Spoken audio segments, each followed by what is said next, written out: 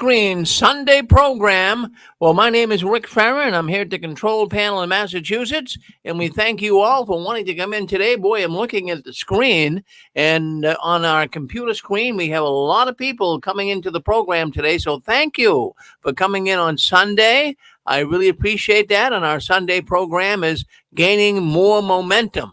Well, I'm coming to you from the hub of the universe. Well, that's right up here in Boston, Massachusetts. And if you Google it, if you Google in, Boston will come up. We are the center of the universe, and we're also the center for apostasy. This is the apostate capital of the world right up here in Boston. So we really do have a lot of apostates here. I think I know the reason for that. Up here in the Northeast, I have to tell you, it seems like the further north you go, the further away from the Bible Belt you go, the more people don't want to really be involved with God. And sad to say, many of the witnesses that have left the organization, many have left up here. And of course, they don't want anything to do with God.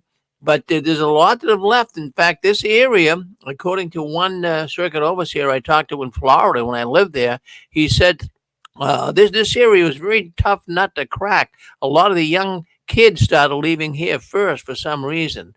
So anyways, we do have a lot of people out of the Watchtower. Many of them do call into our program here, and many of them do show up at our little events that we have. So that's a good thing. But don't you worry. You're probably saying, well, Rick, why don't I have more apostates? I live out in the Midwest, or I live down in the Southeast, or I live up in the Northwest. You say, well, I wish I had more apostates. Don't you worry. You're going to be getting more and more apostates. There's going to be tons of them. Did you realize how many? Just think about this. There is right now, I'm estimating 4 million. Now, the Watchtower says they have close to 9 million members. I don't think they have that many, but let's say they're saying it. Let's say it's true. So I would say that of the 9 million, at least 4 million, maybe 4.5 million, maybe half of that figure of the 9 million, maybe half of the 9 million are in the PMO class or the PIMQ class. They're questioning. They're going to the meeting in a perfunctory way. They're just going because if they don't go, they know that problems and ramifications could come upon them. So many just go and they don't really believe it, but they go so they don't get this fellowship and get shunned.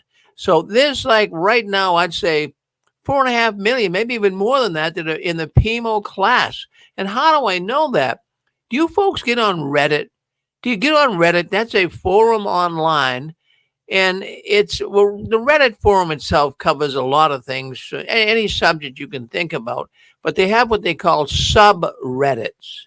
And these are other little topics or other little groups that have a Reddit account. And a lot of ex-Jehovah's Witnesses have a Reddit account. And there's one on there, ex-Jehovah's Witness on Reddit group. They just had 100,000 people this week. 100,000 people who have now joined that Reddit ex-witness group. Now, let me just put this in perspective for you. When I first got onto Reddit, that was probably around 2015, 2016. Back then, there was only 9,000 people that were on Reddit talking about the ex-witness world. That would be the ex-witnesses getting on talking about the Watchtower. Now there's 100,000. Now just put your thinking cap on here for a second. Well, why do you think there's 100,000 there? Well, why is this site growing exponentially? Why is the 6 screens growing exponentially? And everybody else that's doing YouTube, there's the number is well over 1,000. There's well over 1,000 right now. Of people, coming online with the YouTube and Facebook live events. Some are coming on, doing their uploaded versions of their videos they're presenting. So all of these people coming out of the Watchtower, it is doing some serious damage. It's creating more and more people to leave, and they're listening into this stuff. And today as well, we've got people listening in that are active Jehovah's Witnesses, and they're listening to our conversation, and they're hearing this. And you know what really works is when you folks talk, when you speak up and talk. I can sit here all day and bloviate all day long. But when you speak up And you have all these people calling in from pretty much all over the world. We had people coming in last night from Australia, Japan. We get people coming from all over the world. And when people listen in, they say, oh my goodness, I didn't realize there was so many apostates out there. I just thought it was, Farron just, ripping us apart. But there's other people too that feel the same way. So there you have it. It's all making a difference. And you guys are making a big difference. That's what it's all about. It's like teamwork. When you guys speak up, it makes all the difference in the world. Well, I don't know if you've been following some of the big stories this week in the Watchtower, but, I follow it every week. I try to pick out the stories that are getting the most buzz. I try to pick out the stories that are getting the most attraction. And I'll tell you the story that really caught my attention this week is there's a new on JW Broadcasting, Jeffrey Winder. Well, he's he's a thin man, balding man, and he's a new governing body member. He's only been on now for less than 2 years. And Jeffrey Winder gave a talk on JW Broadcasting, which can be seen on jw.org. And Jeffrey Winder gave a talk on dressing and grooming, not just this week. And so I got in there and I checked out that talk he gave. It was about a 15-minute talk. And it was all about, basically, they mentioned a few other things, but I'd say 12 to 13 minutes of it had to do with dress and grooming. And, there's announcements being made to the congregation as well. Evidently, the governing body, the officials at the Watchtower, they're very concerned with the changes they made on the dress and grooming that they announced just a couple of months ago. Actually, 2 times. They had 2 broadcasting events where they mentioned brothers could wear beards, and also that they were going to allow sisters to wear slacks, and the brothers did not have to wear a suit if they're out in service, or a tie. They don't have to wear a tie if they're out in service. They don't have to wear a jacket. But when they give a talk, they do. But this is something new. The Jehovah's Witnesses always had to, at least the men had to dress up in a suit. They didn't even like sport coats.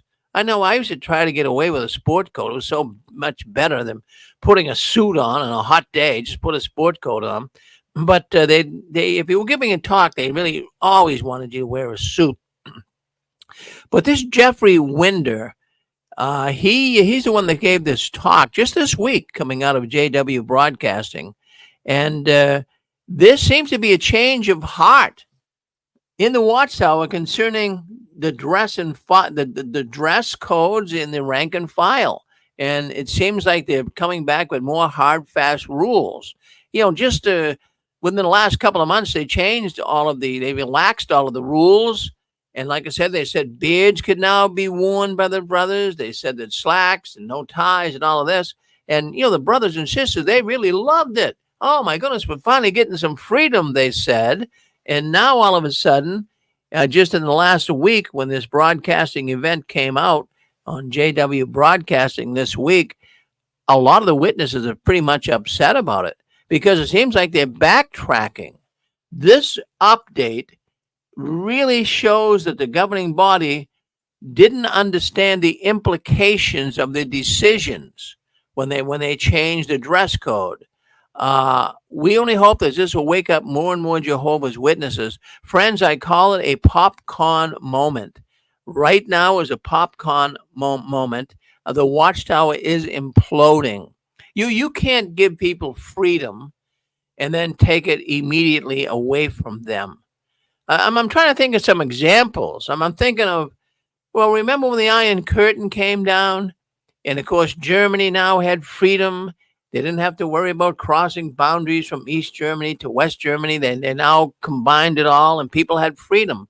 Well, what do you suppose when those walls came down, if 2 weeks later or a month later, they put them back up again? So we've changed our mind. Well, that's exactly what's going on in the Watchtower right now. This is pathetic. Honestly, folks, this is pathetic that the governing body would first of all say, okay, we're going to change the code, and then they're coming back and like they're reinstituting it again, and now they're telling you, more details on what you can wear, how you should wear it, because I'll tell you what, they are so disappointed. I'm getting reports coming in here to the 6 screens, and the officials of the Watchtower are so disappointed with what people are wearing to the meetings.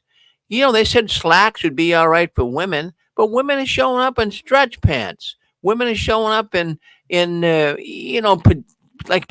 not pajamas, but leisure clothing, sweatshirts. One man, actually, I got some information coming in here at the sixth screen, was actually wearing a Hawaiian shirt. And even one man, someone gave me information just in the last couple of days. One man had a Santa Claus beard that looked just like ZZ Top, big full face beard, big and long and straggly looking. This they don't like. This they don't like. I'm gonna play the clip. I'm gonna bring up the clip so you guys can hear what was said by Jeffrey Winder.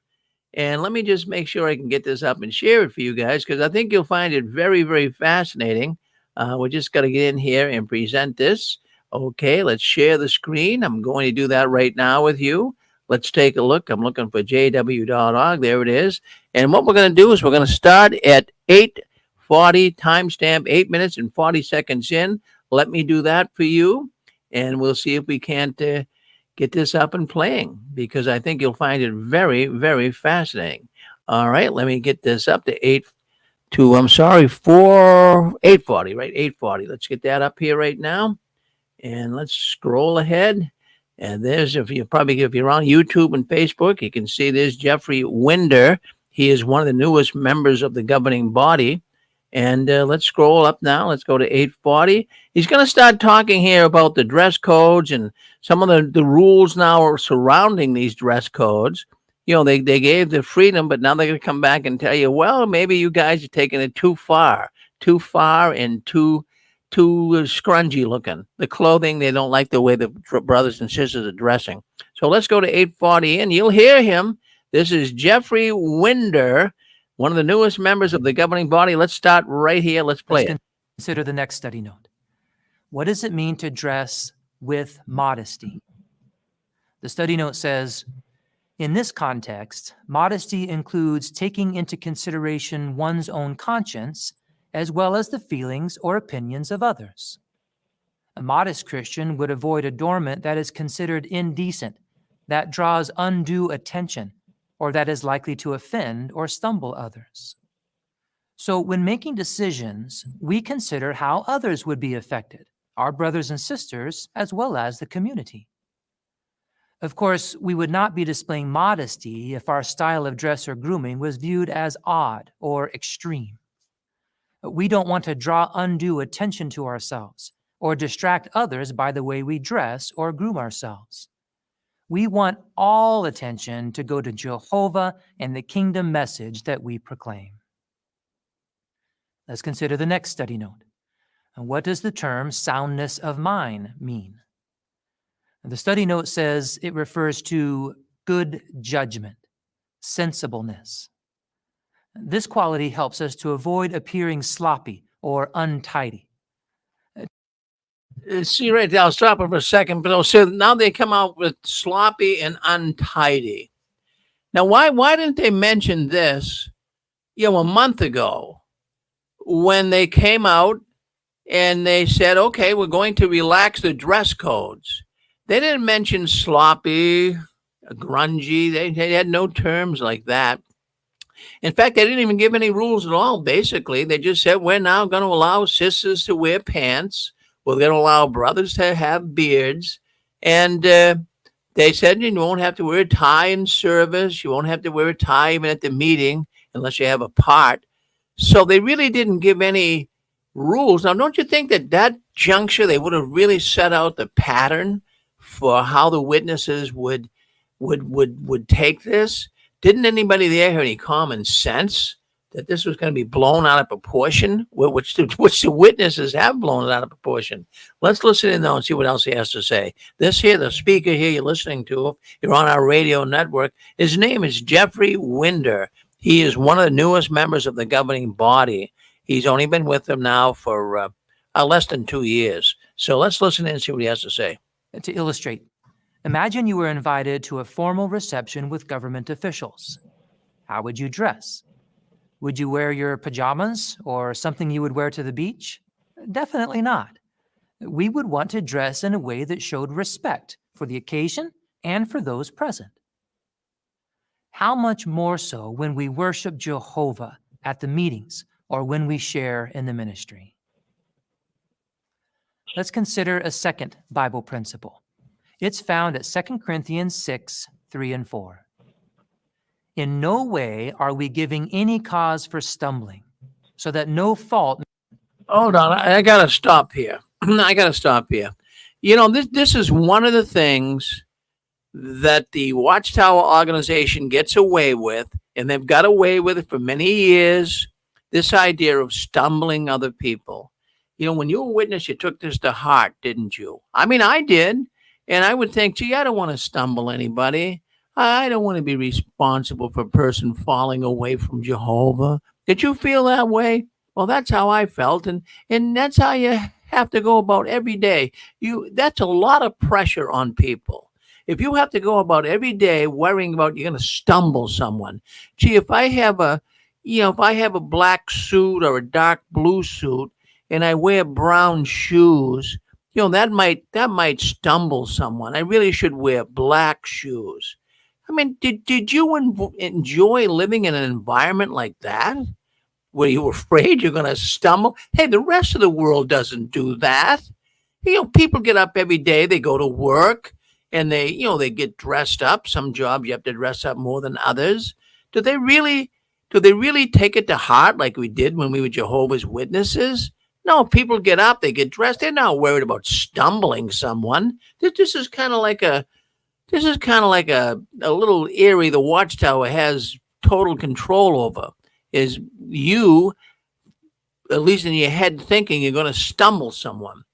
That to me is, now that I'm out of it, I can look back and say that was an unfair tactic that the Watchtower would pull on people. That you had to every day go about your life wondering what other people are going to think. Well, we all do to a degree. I mean, I certain things I still wouldn't do, but this idea of stumbling, I wouldn't do it just for the sake of looking neat.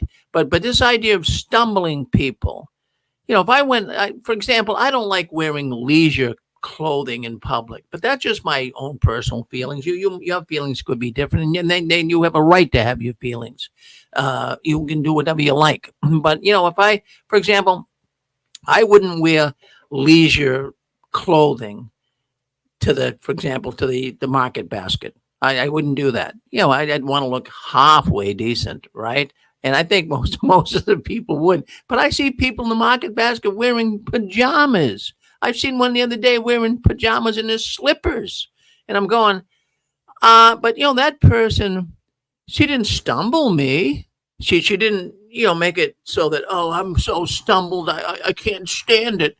No, she just got up, put her pajamas, left her pajamas on, crawled out of bed, put her slippers on, went to the market basket. Does she have a right to do that? Absolutely. Absolutely. But I mean, this idea of stumbling, geez, I want to talk about pressure. Let's listen to what else he had to say. May be found with our ministry, but in every way we recommend ourselves as God's ministers. It's good for us to analyze how our dress and grooming will affect the way others view our ministry and the God we worship. After all, people may form an opinion of the truth, good or bad, based on our appearance. Do you see that as being a guilt trip right there? Do you use the wording that this man, Jeffrey Winder, just used would be enough to make a person commit suicide if they weren't up to code with the way that you should dress? Because can you imagine, when we were Jehovah's Witnesses, we loved Jehovah. But in essence, we know that Jehovah was synonymous with the organization. We all must have loved the organization too. But can you imagine the guilt trip? I experienced it to some degree. Like I say, if I didn't dress right or act right, and you knock somebody out of the truth, or maybe someone left because you stumbled them, can you imagine the feeling that you would get? That could cause a person to go into deep depression. Anybody listen to this program? Yes. I wanted to mention something about what you just said. What they're doing is they're blaming you, the publisher, for the person at the door or whoever they're preaching to for their lack of interest in the Watchtower. So it's not their message or the way they present the message. It's you. You didn't dress the way that they said. And I don't know what the Watchtower expected. I mean, how do people dress today? It's a less formal type of dress.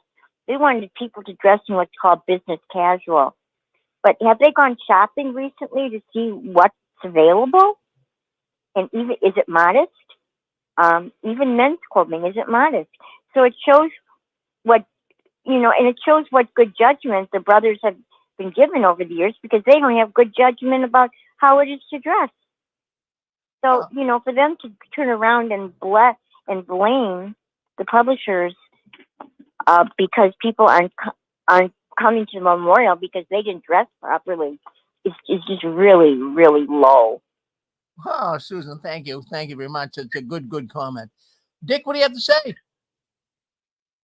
Hi, Rick. It's Constance. I just want to say we're really enjoying your show.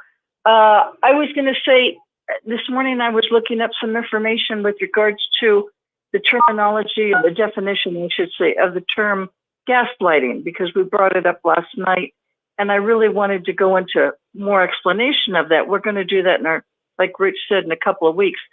So how does this apply with what you're talking about?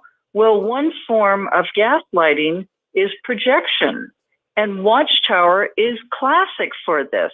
This is exactly what they're doing. They're saying that the brothers and sisters need to be modest in their attire, but they're not setting, the exact rule of every single thing they can wear and what they can't wear. And yet, so the brothers and sisters are doing what they think is appropriate. Sisters are wearing pants of the kinds they think are appropriate, the brothers with their beards. And then yet Watchtower now is going to weaponize them. And rather than taking responsibility and saying to themselves, the governing body members, well, we didn't really make it exactly clear what they could wear and what they couldn't wear.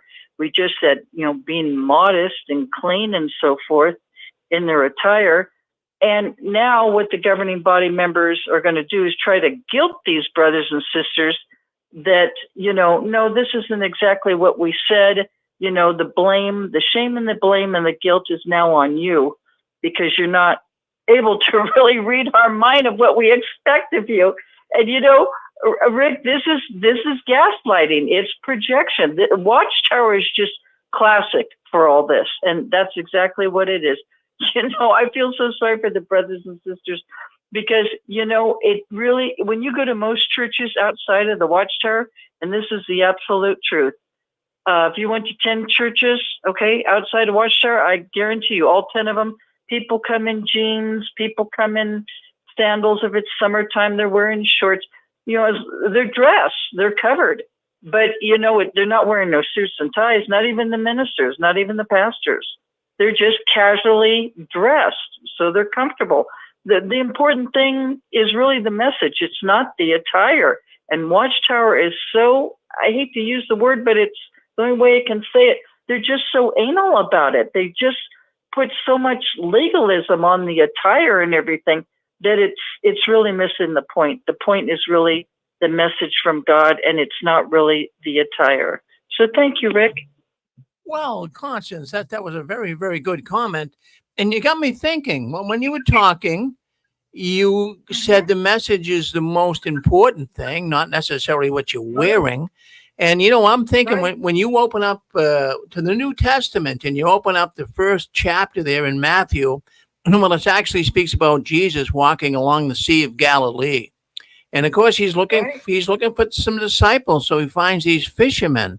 And, there were smelly old guys with smelly old clothes. And I'm sure, so some of them were young, though, I should say. But, they weren't like Dapper Dans of the day. So, he connected with these guys. And I don't remember, it could be wrong here, but I don't remember reading anywhere when Jesus was in his ministry of scolding or reprimanding someone for not wearing the right, hey John, don't wear that dirty old shirt out in ministry. Put a new one on. I mean, he didn't. I don't ever remember anything like that. But the Watchtower takes the liberty to do this to people, Constance. Yeah. Well, Rick, it's like you've always said. It's all about the image. That's what it is. It's the package.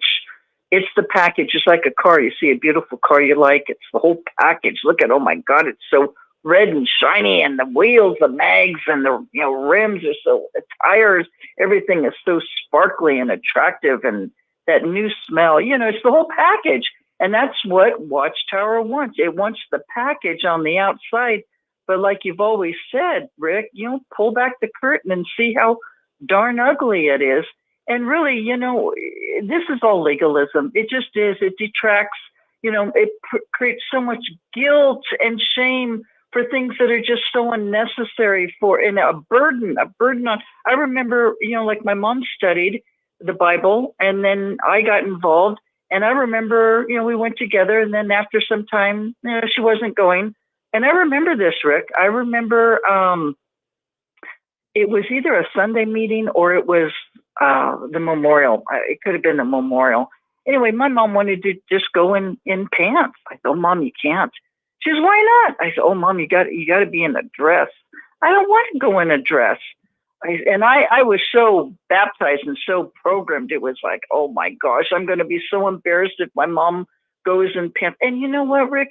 That wasn't even important. When you look back, that just rented so much space in our minds and created so much burdensome and guilt. It was so unnecessary. The important thing was the message, but even though, we know about the memorial being the Black Sabbath, but the point is that, God's message, his word, is the most important thing. So thank you, Rick.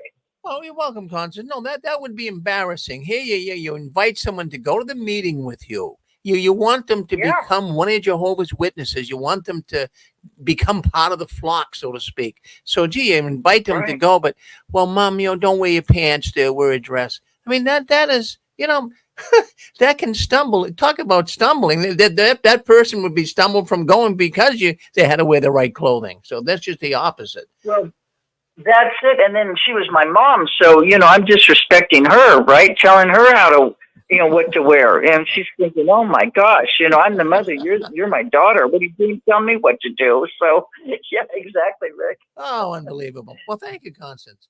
906. Did you want to come in 906? 906. Was that you, Ken, up there in the Upper Peninsula of Michigan? I just saw him on. I'm not sure. Yeah, hello, Mr. Farron. Well, there you are. There you are, Ken. I saw you on there. Go ahead. Yeah.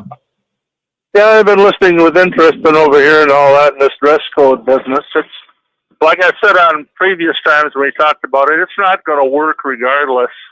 But they're being ridiculous and preposterous. Here in Escanaba, Michigan, the men's hair is longer than the women's, if you can believe it or not. Their beards, they got real long beards that they run around with. Not everybody, but quite a bit they got here. The ladies run around in pants all the time and so forth. But over there, the small minorities of Watchtower people that's at that church that's, I think, about 20 miles down the road or something like that, that's for Delta County. They've got to have all be dressed up so nice and everything like that. But now they kind of changed it a little bit and so forth. They're being ridiculous. I can't think of an attitude more ridiculous than a Watchtower Society. And I like this person that called in before that and all that. If you got a religious message to give somebody, it's the message and not the clothing you're wearing. And then customarily, other churches, they just dress up moderately. They keep themselves clean and everything like that. They don't go to church anymore on a Sunday, suit and like they used to many years ago and all that. So it's they gotta wake up and smell the coffee one of these days and just forget about this dress code and everything like that. Of course. What can you do? You can't, like you always say, you can't make sense out of nonsense. Well, it's true. You can't. And then the nonsense that I'm trying to make sense out of here, we have a governing body member Jeffrey Winder. So he comes on, and what he's saying here is we want to be careful we don't stumble someone. We want to make sure that we don't stumble someone. Now, when you stop and think about it, that's crazy. That's crazy because there was a girl that there was a girl that came on our program. In fact, she came on Sunday program. Her name was Courtney, and she was a poor woman. She didn't have much money, and she was invited to go to the Kingdom Hall for the first time. So she went to the Kingdom Hall, and all she had to wear was like she had a shorter dress on. That's all she had. She didn't have a big wardrobe, and she had some boots. That's all she had was boots and a short dress. So she went to the Kingdom Hall, and when she went into the bathroom, of all things, some sisters followed her into the bathroom, and they said that she looked like a prostitute. Now, here it is, her first time to the meeting, and the sisters come into the bathroom. Now, you talk about stumbling. This governing body member's talking, no, this is just a reverse stumbling. This is a reverse stumbling. These sisters took it upon themselves to condemn this young girl and said she looked like a prostitute. That's the only clothes she had. And, that really hurt her. Ken, this is ridiculous. Now, that person could be stumbled. And she really always remembered that. And she's not a Jehovah's Witness today. That could be one of the reasons why. So she was stumbled, Excellent. Thank you, Ken. Thank you very much for Yeah, thank you, and you have a good day. Thank you. So, Keep listening. thank you. So anybody out there, did anybody else ever feel like they were stumbling someone because they weren't wearing the right clothing? I'd like to hear from you. Yeah, if you want to chime in, fine. But anyways, let's go back. I want you to just listen to this. Just listen to this. Just Jeffrey Winder once again. He's talking about beards. Some of the brothers and sisters are going to the end. Not the sisters, but the brothers are going to the nth degree with their beards and how they groom them. Listen in. I think you'll find this very fascinating. Can help us make good decisions about our dress. Of course, these same principles apply to hairstyles, beards, and to all the ways we dress and groom ourselves. They help us to determine the length and style of our hair. Brothers use them to determine how to groom their beards so that they look sharp and well cared for. And aren't we grateful that Jehovah has given us these principles in His Word? It's so good to review them in view of the recent adjustments. But what else should we do with these reminders? Pray about them. Ask Jehovah to help you see if any changes are needed. Ask a spiritually mature friend for honest comments. And family heads, show your love for your wife and children by helping them to apply these principles. Brothers and sisters, we love and respect you very much. From the world headquarters of Jehovah's Witnesses, this is JW Broadcasting. Well, there you have it. That's Jeffrey Winder, and he loves us. He loves all the brothers and sisters, maybe not us apostates, so to speak. But I find that kind of fascinating that, he says, pray to Jehovah about it. And, that's another guilt trip. Isn't that a guilt trip? Well, what if you only have a small wardrobe? If you're not a person that, has bought a lot of clothes, well, why should you? Wouldn't it make you feel funny? Oh, Jehovah, I don't have the right clothes to go to the meeting. I really can't go. Could you please help me, Jehovah? What do you do? How do you pray to Jehovah about something like that? This is over the top type information. And for the governing body to even put this guilt trip on people, it's not fair. That's why I am glad that Satan kicked me out of his organization. Who could stand being in there anymore? Who could stand it? Go ahead, Anne-Marie. What do you have to say? Oh, you are so... You read my mind, my brother. First of all, I want to know, when the brothers were sitting around the table on a Wednesday morning, were they smoking something instead of drinking their regular coffee to come up with the idea that they could let loose on the brothers, let them grow beards, let the sisters wear slacks, let the brothers wear a suit and with no tie? What in the world were they thinking? And now this brother's going to come on jw.org and talk about, oh, we might stumble. I mean, this is the most ambiguous speech I have ever heard, full of ambiguity. I mean, we might stumble somebody. Oh, we might be viewed as being sloppy. We might offend somebody. We don't want to draw attention to ourselves. We need to be modest. We should dress as if we're being presented at a gathering for government officials. We can't dress too nice because then we'll be accused of showing off. We have to be concerned about what others may think. Well, everybody has an opinion. And then this guy's going to come on and talk about beards and modesty and pray about it and ask the mature person for their advice. Consider the feelings of your family. And here's a guy that's sitting there with a white shirt, ugly as whatever, with not a hair on his face or on his head. What is up with that, my brother? Oh, well, I'm glad you brought that up. You said something in that little narrative that I picked out. You said one of the things he said was, ask a mature, witness about your dress. Now, do you think you're going to get an honest answer?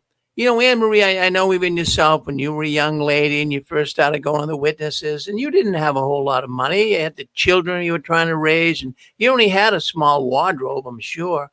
But would you go up to one of the sisters and say, "Hi, sister, how am I dressed?" What type of an answer you think you would have got? I've picked on so much I didn't ask questions. Well, they would have found something wrong with you, right? You would. You're not going to get an honest. Really, you could have dressed you. You could have a beautiful dress on, beautiful shoes, your hair all done up nice, and you go and you say, "Hi, sister." Maybe when the elders' wives, for example, "How do I look?" Well, boy, you have to walk a thin line. You might get, "Well, you're looking too sexy." You might be drawing too much attention from the brothers. Or maybe they'll come back and say, "Well, that skirt's a little bit too short," or you didn't really wear the right colors. Your shoes don't match your dress. I mean, they'd find something. I can't imagine a mature Jehovah's Witness. If you went and asked them, how do I look? They'd unload on you. They really, really would. I mean, I don't mean everyone would, but I'd say more would than not. So that's my feelings on it. It's just that talk. It's all about rules, rules, rules, and more rules. Can't they just stop with the rules? Really, don't they realize it's these rules that are really getting many people to leave the organization? That's really why they relaxed them in the first place, was to keep people in, because people are leaving in droves, as the saying goes. So now what they're doing is they're attempting to relax. Well, they relax the code. Now they're going to take it back again. And not only that, I've been hearing some reports coming in here to the 6 Queens too, that there's a big clash. There's a big clash going on right now between some of the older generation witnesses and the younger generations. And they're interpreting this in two different ways. Some of the older generation witnesses are saying, when they relax the rules, "Well, I don't think the brothers should wear beards. And I think we should still wear a suit and look good and look presentable." But then, of course, the younger ones, "Oh, no, we like the tighter metro look. We like the way this new way should be. We like wearing our shirts untucked. We like having our hair a little longer. We like having beards." I mean, so you have a clash going on right now between younger ones and the older ones. Now, I did know that Watchtower is discouraging one thing, though. They're saying that clown shoes are discouraged unless for medically necessary reasons. No, that they didn't say that, but that's a comment that they probably would make if they ever got to that point. So there's going to be a long. Yes, go ahead, Dick. It's Eric. Oh, Derek, yeah. Eric, good to meet. But yeah, I was just going to comment on you. I think you asked if people knew about or got their beans busted for dress and grooming. And when I was like maybe 20 years old, I had a shirt, and then the company 7-Up, the drink. Yeah. So I had one of those shirts, but it was a pun on words, and it said, "Make 7-Up yours." And the way that it said it, and it had an arrow, was like up yours, like up your butt. right? And a lot of people didn't catch it, but then people started catching it, and I got brought into the back room for it. And they're like, Eric, it's not really appropriate, to wear. And I'm like, yeah, it's just a play on words. It's funny. And they're like, yeah, but you shouldn't really be wearing that as a Christian. So the next time we had a social event at the hall, I wore it right back into the room. But yeah, I was always picked on with my dress and grooming. My sideburns were too long. My hair was too long when I had hair. What else? Oh, my jeans were too baggy. Now I had tight jeans back then that I was forced to wear when I was a kid. Now tight pants aren't cool anymore. Baggy pants are better. And I don't mean baggy like showing your butt like the rappers do. I just mean like loose, not like completely skin tight. I always got picked on my dress and grooming. Desiree too, her mother would always pick on her. But anyways, I thought I would add to that it is a problem in the organization. Now they give freedom and they want to just take it away. And then the moment that they gave you the freedom. But I never liked being controlled. And any Jehovah's Witnesses listening, why do you like being controlled? Because I hate it. I'm a free bird. Be one too. Thanks, Rick. Well, you must have had a lot of guts walking into the meeting with that 7-Up shirt on. I mean, not a meeting. Like a congregation cookout. Oh, even at a cookout, yeah, they didn't like that. My goodness, huh? Wow, that's no, that's over the top. That's over the top. Well, thank you very much, Eric. Always good to hear from Eric. I believe we got. Let's go to 615. That's Eric. All right, let's go to 602. Let's try 602. Hello, 602. Hey, Rick, it's Gilbert. Check this out. Remember, if everyone is thinking alike, no one is thinking. Let me give you a different take on the dress and grooming. The headline right now in Massachusetts is that the governor approves millions in spending on illegal immigrants as residents.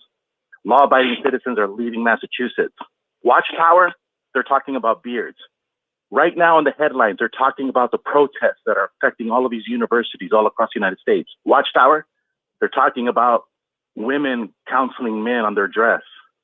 Right now in the news, a 33-year-old NBA player, for some reason, just dies mysteriously. Watchtower talking about beards. Elon Musk is talking about whistleblowers. He's asking them to come forward. Will Watchtower ever do an article saying if you're a Christian and you know of bad illegal activities happening, will you be a whistleblower? No, they're talking about beards. Governor DeSantis in the news, he's talking about declaring war on lab-grown meat. Should Christians eat lab-grown meat? No, we should be worried about how big our beard is. These are the issues. Watchtower is talking the most stupid, insane things. The list goes on. We can talk about Russia. We could talk about Gaza. We could talk about the endless wars. We could talk about the devaluing of the U.S. dollar. We could talk about the BRICS nation. We could talk about everything that is holy and pure and everything that is evil. But no, Watchtower is talking about shoes, pants, and beards. This is Jehovah's organization here on earth, and this is what Jehovah's doing. When Jesus came to earth, he was not talking about beards with his apostles. So there's something big here. These people must, and the caller says, are they smoking? Yeah, they're smoking cigars. It is true. They do have a Wednesday meeting, and they do smoke cigars, and they put their feet up on the top of the table, and they laugh.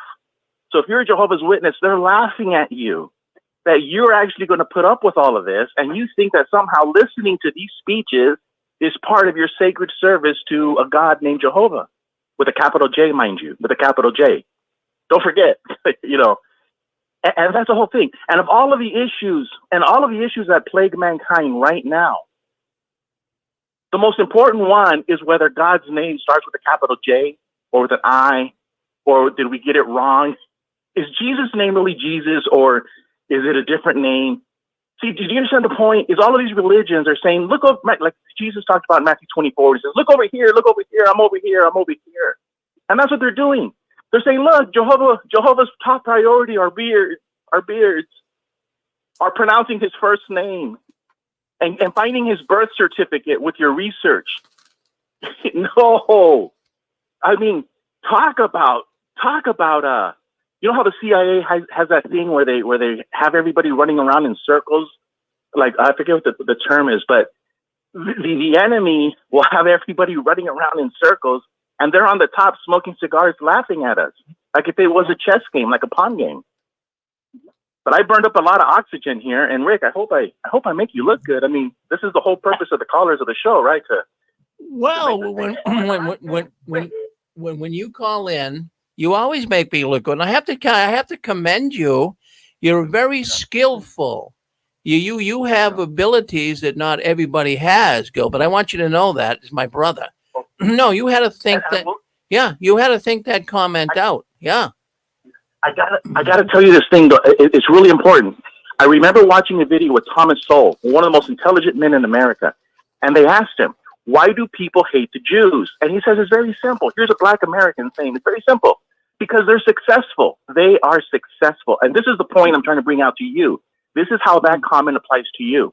Rick Farron came out with an idea that was crazy. You were crazy, talking crazy nonsense about doing a convention. We laughed.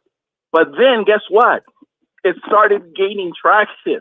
And now it looks like it's not crazy anymore. This is some serious stuff that you're doing, and you're going to have success. And so what does that mean? That means people are going to hate you. Because Rick Farron is being successful in pulling out this convention, the haters are coming out. And there are going to be more haters coming out. So just remember, Rick, that they don't hate you. They hate your success. So you carry on. Well, thank you. I just want to comment, too, about the how misguided the Watchtower is and how disturbing it is. You started out your comments here today on, we have big news events going on. We got protests at the colleges. We've got a war in Israel. We got a war in Ukraine. There's monumental issues all around the world. And the Watchtower, you say, is talking about beards and beards and clothing. I think that's remarkable. That's very skillful, as I say. Good job. You got a sharp mind, Gilbert. Don't ever lose it. You're a good man. Thank you. I get a gold star. Huh?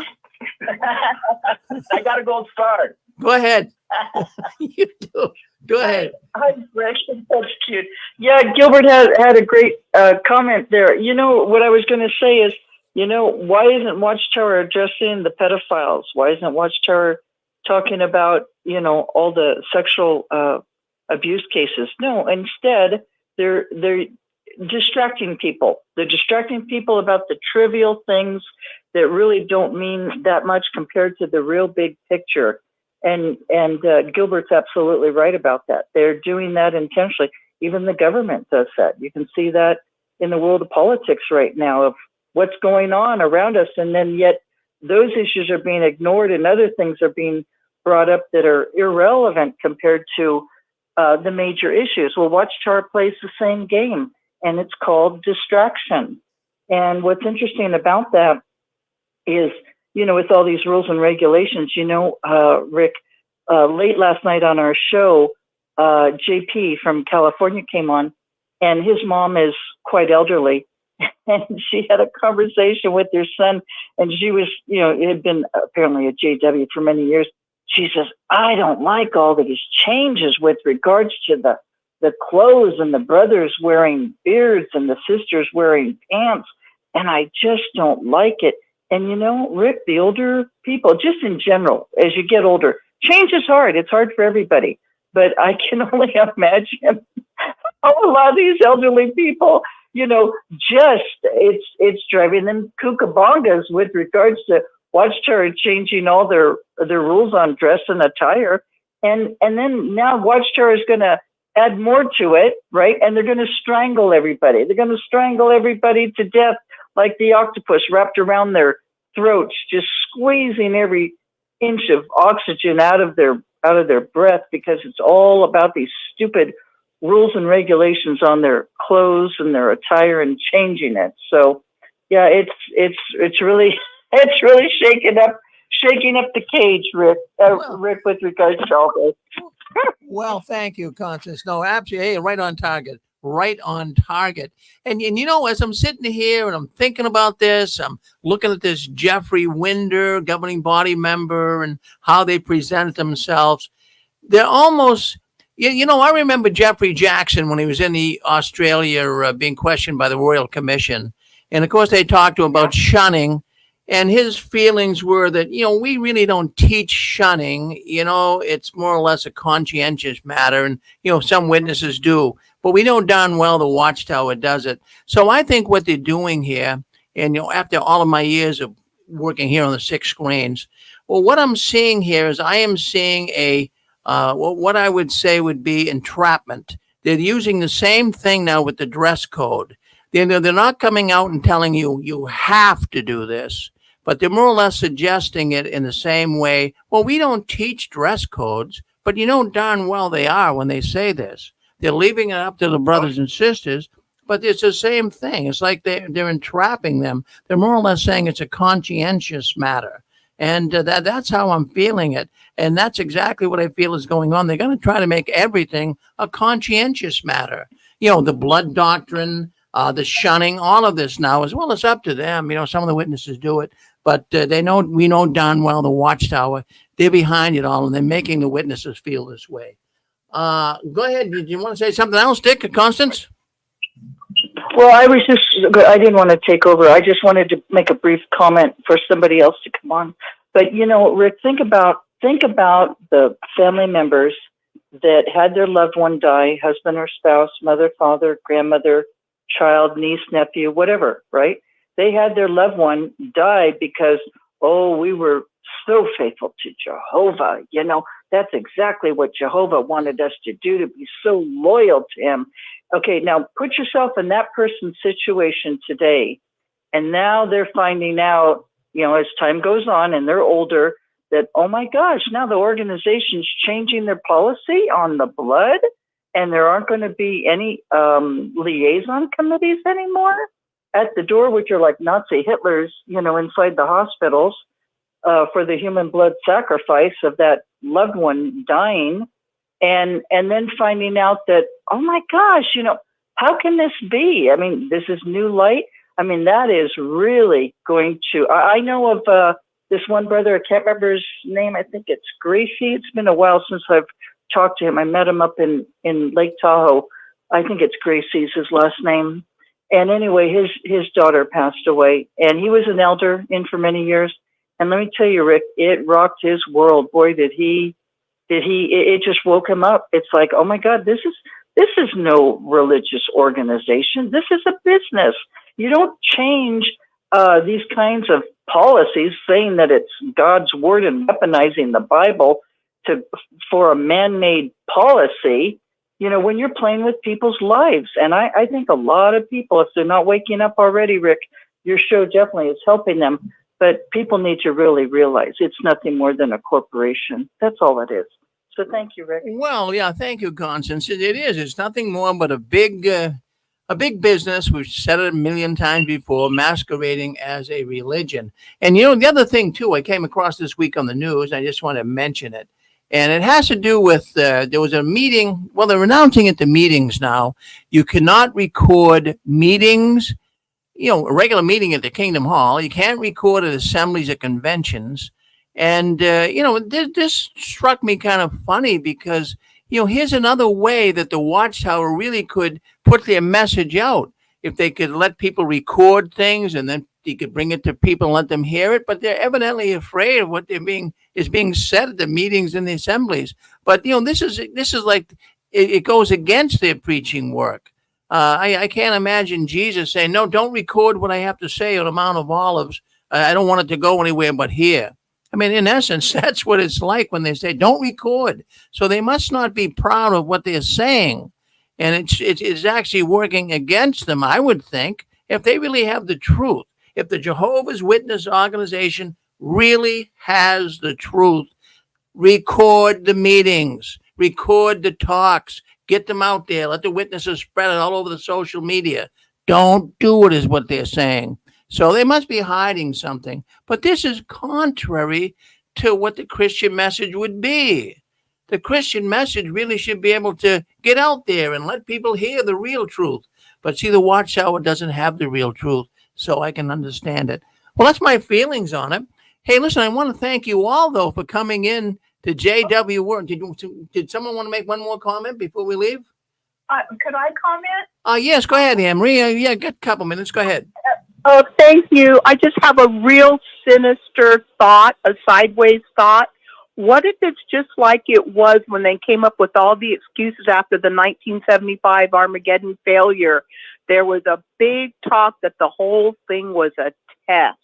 It was all a test. What if the brothers of the governing body came up with this big change for this and that, the grooming, the beard, your shoes and everything, just to take it all back with more rules and more restrictions, more punishments, just to say in the end it was all a test to see who would be faithful. Because if they do what I think they might be doing based on that brother that gave that talk at the jw.org that you just let us all see, what if a lot of people throw down their book bag like that sister did and said, I've had it.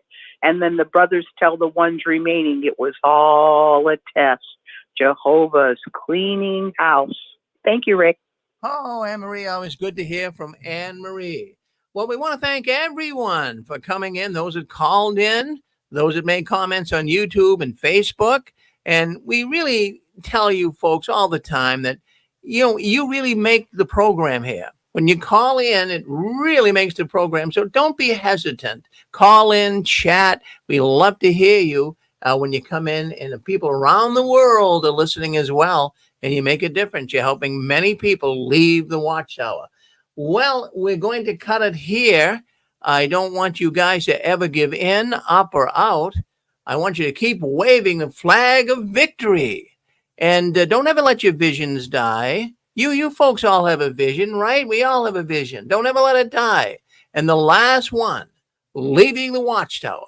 Please turn off the new light. We are now going to the Christian court. Don't leave us now. We got some great discussions coming up. Christian court coming up next right here on the 6 Screens Telenetwork. And you say, well, what is the Christian court? Friends, in the world of Christianity, there are many differences in opinions on how scriptures are to be interpreted. So basically what we do on the Christian court is we take some of these peculiar Christian questions, and we have 2 scholars that will be with us, and they're going to tell us how we really should approach it biblically. So that's coming up next. Stay with us. Don't go anywhere. We're going to end this program right here. Thank you all for coming in.